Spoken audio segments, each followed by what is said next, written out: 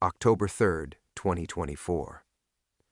Detective Captain Rosa Maradona had just left her daughter's wedding rehearsal when 3 cops she'd been secretly investigating pulled her over 6 blocks from the church. They said she was acting suspicious. She knew they'd found the recordings.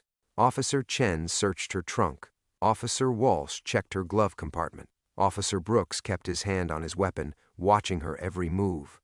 What they pulled from under her spare tire wasn't the evidence tampering file she expected them to find. It was a manila envelope with crime scene photos from 1996. Photos of her partner's death. Photos that showed something impossible. Her dead partner, standing in the background, very much alive.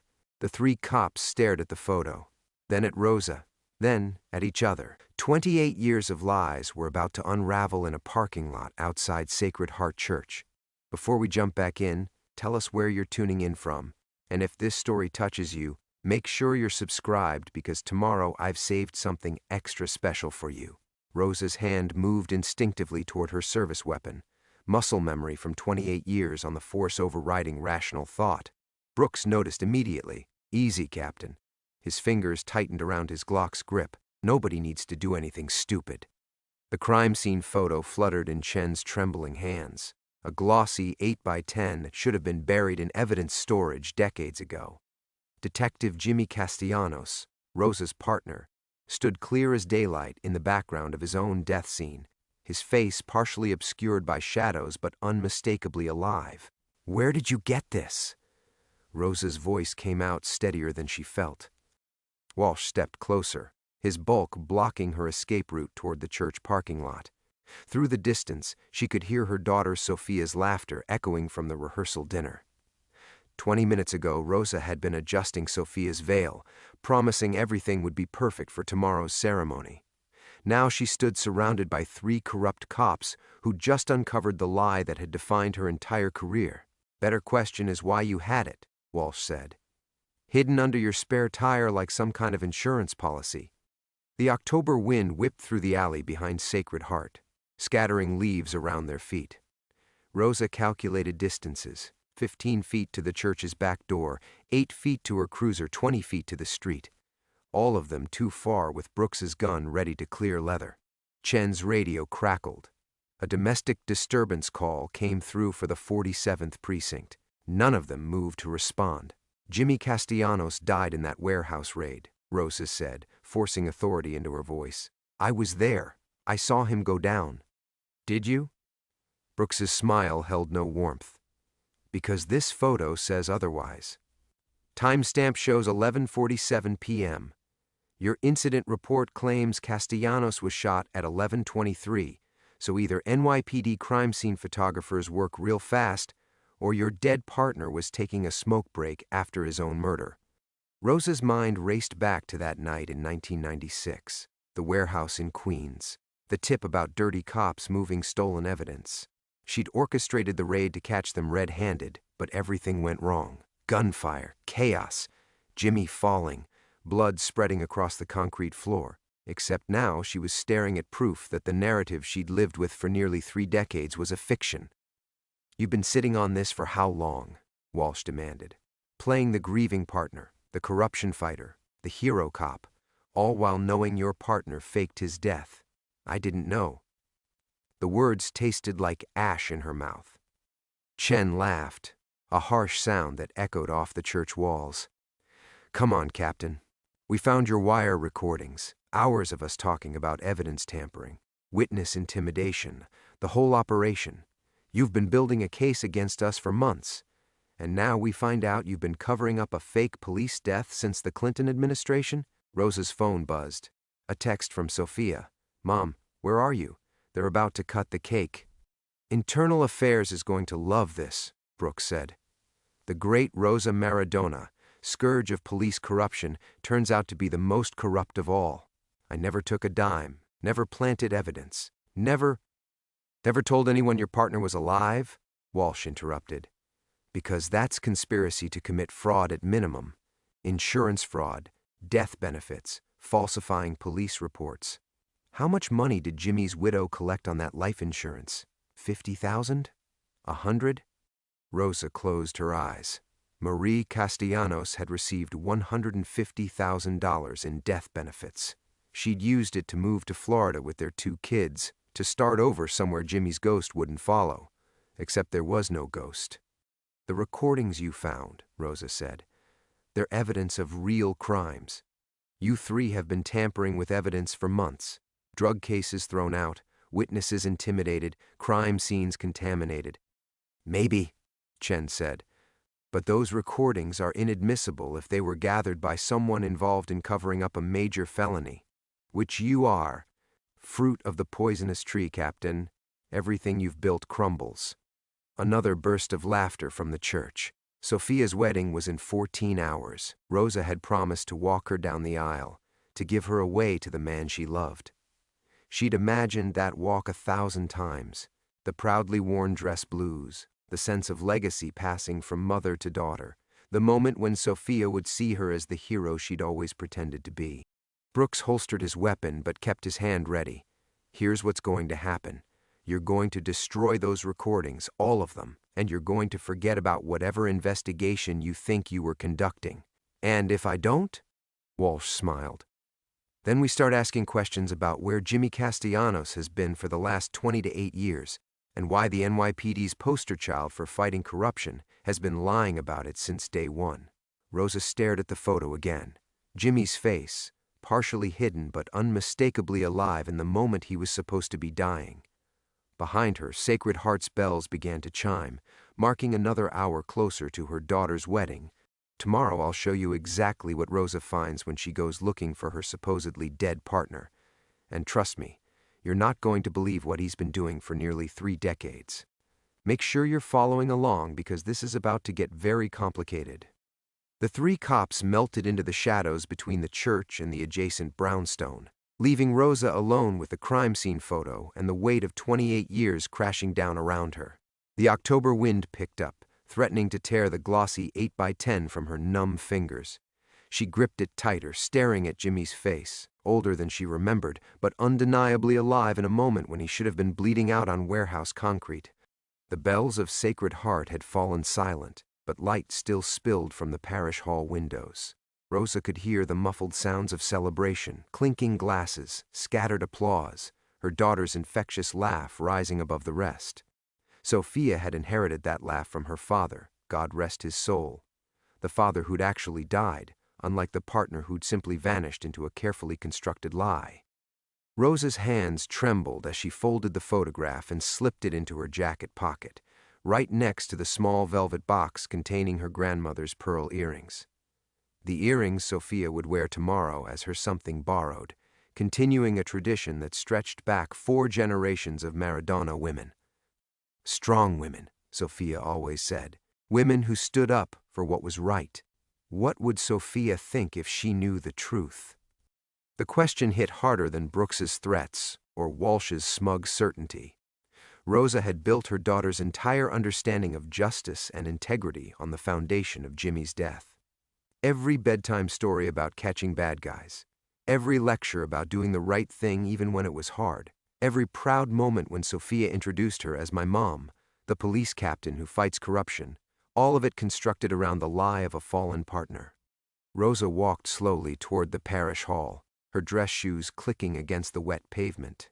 Through the tall windows, she could see Sophia at the center of a group of bridesmaids, her dark hair pinned up the way she'd worn it since she was 12, her hands moving animatedly as she told some story. At 26, Sophia had Rosa's stubborn chin and her late father's gentle eyes, but she'd found her own path: social work, helping kids in the system, building something good from the ground up. Tomorrow, Sophia would walk down that aisle in Rosa's mother's wedding dress, a vision in ivory silk that would take Rosa's breath away just like it had 31 years ago when Rosa wore it herself. The photographer would capture that moment when father and daughter, now mother and daughter, reached the altar. Rosa's dress blues would be pressed and perfect, her captain's bars gleaming, the image of everything a police officer should be. Except, it was all built on a foundation of sand.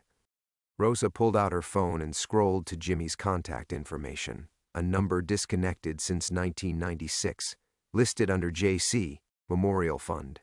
She'd kept it all these years, unable to delete the last digital trace of her partner. Now she wondered if there was another number somewhere, if Jimmy Castellanos was still answering calls, in whatever life he'd built after his staged death. "Mom?" Sophia's voice cut through the October chill. Rosa looked up to find her daughter standing in the parish hall doorway, backlit by warm yellow light. "We've been looking for you. Aunt Carmen wants to make a toast before everyone heads home." "I'm coming, sweetheart." Sophia stepped outside, wrapping her arms around herself against the cold. "Are you okay? You look like you've seen a ghost." The irony of the phrase wasn't lost on Rosa, just thinking about tomorrow, about how proud I am of the woman you've become. "Don't make me cry and ruin my makeup," Sophia laughed, but her eyes were serious. "You know you don't have to worry about me, right? I'm going to be fine. Marcus is good to me, and I'm not going anywhere. You'll always be my hero, Mom." Hero. The word twisted in Rosa's chest like a blade. She reached out and tucked a strand of hair behind Sophia's ear, the same gesture she'd made 1,000 times since her daughter was small. "I love you, Sophia. No matter what happens, remember that. Now you're definitely making me worried." Sophia took Rosa's hand. "Come on. Aunt Carmen's speech is either going to be hilarious or embarrassing, possibly both. And Marcus's best man brought his guitar, so we might be here until midnight." Rosa let herself be pulled toward the light and warmth of the parish hall, but she couldn't shake the feeling that this was the last normal moment she'd have with her daughter. Tomorrow would bring the wedding, and after that, Rosa would have to decide whether to find Jimmy Castellanos and learn the truth, or let sleeping lies continue their long rest. As they reached the doorway, Sophia squeezed her hand. "I'm glad we're doing this together, Mom. The whole thing, it means everything to me." Rosa squeezed back, memorizing the feeling of her daughter's trust. The warmth of the parish hall hit Rosa's face like a physical force as she stepped inside with Sophia. The familiar sounds of celebration, Uncle Miguel's booming voice, the clink of champagne flutes, children running between tables, felt surreal after the confrontation in the alley. Rosa forced a smile as heads turned their way, her relatives and Sophia's future in-laws all eager to include the mother of the bride in their joy. "There she is," Aunt Carmen called out, raising her glass. "Rosa, get over here. I'm about to embarrass your daughter properly." Rosa moved through the crowd on autopilot, accepting hugs and congratulations while the crime scene photograph burned like acid in her jacket pocket. She caught glimpses of herself in the hall's mirrors, composed, dignified, the picture of a proud mother. No one could see the earthquake happening beneath her skin. Sophia's phone buzzed insistently in her purse. She glanced at it with a frown. "That's weird. Unknown number, but they've called 3 times in the last hour." Rosa's blood went cold. "Don't." But Sophia had already swiped to answer. "Hello?" Sophia Maradona speaking. The color drained from Sophia's face as she listened to whoever was on the other end. Rosa watched her daughter's expression shift from confusion to shock to something approaching terror. The conversations around them continued, oblivious to the moment that Rosa somehow knew would change everything. I think you have the wrong number," Sophia said, but her voice wavered. "My mother's partner died in 1996. Jimmy Castellanos is dead." The champagne glass slipped from Rosa's numb fingers, shattering against the hardwood floor. The sound cut through the celebration like a gunshot, drawing every eye in the room. But Rosa only saw Sophia, who was staring at her with an expression Rosa had never seen before, betrayal mixed with dawning understanding. "Sophia, hang up the phone." Rosa's command voice cut through the sudden silence in the hall. Instead, Sophia put the call on speaker. A man's voice filled the air, rough with decades of cigarettes but unmistakably familiar. "Tell Rosa that Jimmy Castellanos needs to talk to her. Tonight. She knows why." The room erupted. Aunt Carmen dropped her toast notes. Marcus stepped protectively closer to Sophia, his face a mask of confusion. Uncle Miguel began demanding explanations in rapid-fire Spanish. But through it all, Rosa heard only the impossible, the voice of a dead man speaking her daughter's name. Sophia ended the call with shaking hands. When she looked up at Rosa, her eyes held the same expression Rosa had seen in too many victims over the years, the moment when they realized the person they trusted most had lied to them. "Mom?" Sophia's voice was barely a whisper. Who was that? Rosa opened her mouth, but no words came. How could she explain 28 years of deception in front of 50 wedding guests? How could she tell her daughter that the foundational story of their family, the brave partner who died fighting corruption, was nothing but elaborate fiction? Marcus stepped forward, his arm sliding protectively around Sophia's shoulders. Mrs. Maradona, what's going on? Sophia's clearly upset, and that call was from a dead man, Sophia interrupted, her voice growing stronger and more dangerous. According to my mother, Jimmy Castellanos died when I was 2 years old. She's told me that story my whole life, the good cop who died exposing corruption. The reason she dedicated her career to cleaning up the force, the foundation of everything I believed about justice and doing the right thing. Rosa felt the walls of the parish hall closing in around her. 50 pairs of eyes watched her like a suspect in an interrogation room. Her family, her daughter's new family, all waiting for an explanation that would either preserve the lie or destroy everything she'd built. Her phone buzzed. A text from an unknown number, 1247 Riverside Drive, apartment 3B. 1 hour. Come alone, or I call your daughter back and tell her everything. J. Rosa stared at the address. Riverside Drive was 20 minutes away, a quiet neighborhood where a man could disappear for decades without anyone asking questions. Where Jimmy Castellanos had apparently been living while Rosa built a career on his supposed martyrdom. Sophia, sweetheart. Don't. Sophia's voice cut like ice. Don't call me sweetheart. Don't use that voice. Just tell me the truth. Is Jimmy Castellanos alive? The question hung in the air like incense, heavy and suffocating. Rosa looked at her daughter, her beautiful, trusting daughter who would walk down the aisle tomorrow in a white dress, believing in love and truth and the possibility that people were who they claimed to be. In 14 hours, Sophia would expect her mother to walk her down that aisle in dress blues that represented honor and service. But first, Rosa would have to decide whether to protect the lie that made her a hero or face the truth that would make her the villain in her own daughter's story. The silence stretched until it became unbearable. Finally, Rosa whispered the words that would end one life and begin another. Yes, Jimmy Castellanos is alive. The parish hall erupted like a bomb had gone off. Aunt Carmen's champagne glass joined Rosa's in pieces on the floor. Uncle Miguel's voice boomed over the chaos, demanding explanations in rapid-fire Spanish that grew louder with each unanswered question. Children started crying. Marcus's parents huddled together near the dessert table, their faces tight with the particular horror of stumbling into someone else's family crisis. But Rosa heard none of it. She watched Sophia's face cycle through emotions like a time-lapse film, confusion melting into hurt, hurt hardening into anger, anger crystallizing into something far worse, complete loss of faith in the person she'd trusted most. 28 years. Sophia's voice cut through the noise with surgical precision. The room fell silent, everyone straining to hear the bride's whispered reckoning. 28 years you've been lying to me. Sophia, please, let me explain. Explain what? Sophia stepped back when Rosa reached for her, creating a physical distance that felt like a chasm. Explain how my entire childhood was built on a lie, how every story you told me about honor and integrity was just elaborate fiction, how the man whose death taught me about sacrifice and service has been alive this whole time. Marcus moved closer to Sophia, his presence protective but uncertain. Rosa caught him exchanging worried glances with his parents, saw him calculating whether tomorrow's wedding was still possible or if he was watching his future bride's family implode in real time. The wedding, Rosa said suddenly, grasping for anything that might anchor them to normal life. Sophia, we can't let this ruin your wedding. Whatever this is, whatever happened, we'll figure it out after. After? Sophia laughed, a sound like breaking glass. After I walk down the aisle tomorrow morning?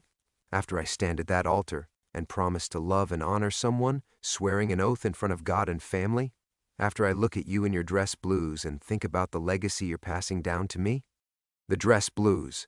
Rosa had planned to wear her formal uniform tomorrow, navy wool pressed to perfection, captain's bars gleaming, the full dress hat with its black patent brim. She'd imagined the moment Sophia would see her at the back of the church, the pride that would shine in her daughter's eyes at having a mother who stood for something. Now those same dress blues felt like a costume. Every ribbon and commendation transformed into evidence of her hypocrisy. "Mrs. Maradona," Marcus said carefully, "maybe we should sit down and talk about this privately. There's probably a reasonable explanation." "Is there?" Sophia whirled on him with fury that made him step back. "Is there a reasonable explanation for why a police officer would lie about her partner's death for almost 30 years? For why she'd build an entire career on false martyrdom? For why she'd raise her daughter on bedtime stories about a dead hero who was apparently alive the whole time?" Rosa's phone buzzed again. Another text from Jimmy, 45 minutes. "Don't make me call her again." The threat was clear. If Rosa didn't show up at Riverside Drive, Jimmy would call Sophia back, and whatever he said next would be far worse than the simple confirmation that he was alive. Rosa knew Jimmy Castellanos, or thought she had, and the man she'd partnered with for 6 years hadn't been capable of elaborate deception. But people changed. Apparently, some of them faked their own deaths and spent decades in hiding while their partners built lies on top of their graves. "I have to go," Rosa said. The words came out before she could stop them, drawing fresh stares from everyone in the hall. Sophia's face went white. "You have to go?" Sophia's voice climbed toward hysteria. "Right now? In the middle of my wedding rehearsal, after dropping a bomb that destroys everything I thought I knew about my family. You're just leaving?" "Sophia, No." Sophia held up her hand like a stop sign. "No, you don't get to do this. You don't get to blow up my world and then walk away. If Jimmy Castellanos is alive, if he's been alive this whole time, then I want to know why. I want to know where he's been. I want to know what really happened in that warehouse 28 years ago. And I want to know why my mother, the woman who taught me that lying was the worst sin you could commit, has been living the biggest lie of all." The parish hall had gone tomb quiet. Rosa could hear the heating system cycling on, the distant sound of traffic on Fordham Road, her own heartbeat hammering against her ribs. Every face in the room watched her with varying degrees of shock, disappointment, and fascination. This would be all over the neighborhood by morning. The great Rosa Maradona's secret shame exposed at her daughter's wedding rehearsal. But worse than the public humiliation was the look in Sophia's eyes. The same look Rosa had seen in crime victims when they realized the person they'd trusted had betrayed them completely. "Where are you going?" Sophia demanded. Rosa looked at her daughter, her beautiful, furious, heartbroken daughter, and made the choice that would either save them both or destroy them completely. "I'm going to find the truth."